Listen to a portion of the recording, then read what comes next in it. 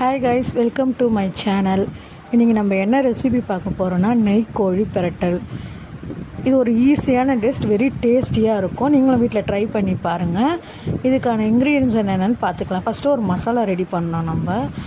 அதுக்கு என்னென்ன தேவைன்னா கடுகு, சீரகம் ஒரு ஸ்பூன் எடுத்துக்கலாம். அப்புறம் தனியா 2 ஸ்பூன் எடுத்துக்கலாம். 4 பூண்டு நெய்யில் ரோஸ்ட் பண்ணி போட்டுக்கணும். 3 காஞ்ச மிளகாய் போட்டுக்கலாம். மஞ்சத்தூள் கொஞ்சம் போட்டுக்கலாம். இதெல்லாம் நல்லா ஃப்ரை பண்ணிவிட்டு மிக்சியில் போட்டு நம்ம நல்லா பேஸ்ட் மாதிரி அரைச்சி எடுத்துகிட்டு வந்துடலாம்.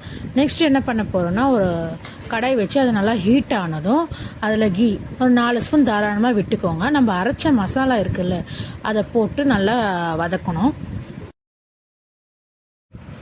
அது நல்லா நெய்யில் ரோஸ்ட் ஆகணும். அது நல்லா ரோஸ்ட் ஆனோடனையும் நான் 1/4 கிலோ சிக்கன் எடுத்திருக்கேன். அந்த சிக்கனையும் போட்டு நல்லா வதக்கணும். அது நல்லா வதக்கி நல்லா சுருண்டு வரணும். நெய்யெல்லாம் இழுத்துக்கிட்டு மசாலா நல்லா ஊறி அந்த சிக்கன் நல்லா ரோஸ்ட் ஆகி வரும்போது அந்த நெய் டேஸ்ட்டு மசாலா டேஸ்ட்டு எல்லாம் ஒன்றா சேர்ந்து சாப்பிடும் போது ரொம்ப நல்லாயிருக்கும். இப்போ நம்ம நெக்ஸ்ட்டு சிக்கனை ஆட் பண்ணிடலாம். இந்த மசாலா ஃபஸ்ட்டு நல்லா ஃப்ரை ஆகட்டும். பார்த்தீங்கன்னா உங்களுக்கே தெரியும் எவ்வளோ டெம்ப்டாக இருக்குன்னு, பார்க்கும் போதே எவ்வளோ சாப்பிட்ணும் போல் இருக்குன்னு. நெக்ஸ்ட்டு சிக்கனை ஆட் பண்ணிடலாம். நான் 1/4 கிலோ சிக்கனை ஆட் பண்ணுறேன்.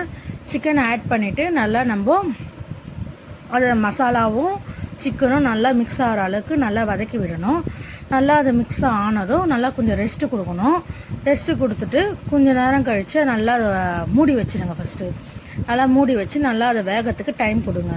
இதை நீங்கள் வீட்டில் ட்ரை பண்ணி பாருங்கள். இது எல்லாமே உங்களுக்கு ரொம்ப நல்லா வரும். அடிக்கடி நீங்களும் செய்வீங்க.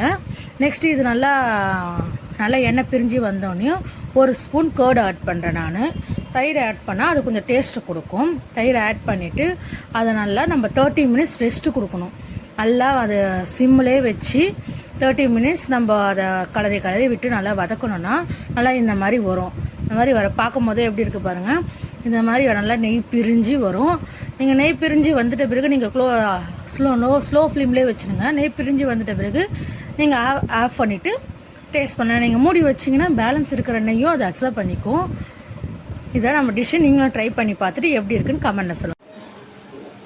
இது போல் இன்னொரு வீடியோவில் நம்ம பார்க்கலாம். நீங்கள் இதை ட்ரை பண்ணிவிட்டு டேஸ்ட் பார்த்துட்டு எப்படி இருக்குன்னு எனக்கு சொல்லுங்கள். டாட்டா, பாய் பாய். நம்ம சேனலை சப்ஸ்கிரைப் பண்ணுங்கள்.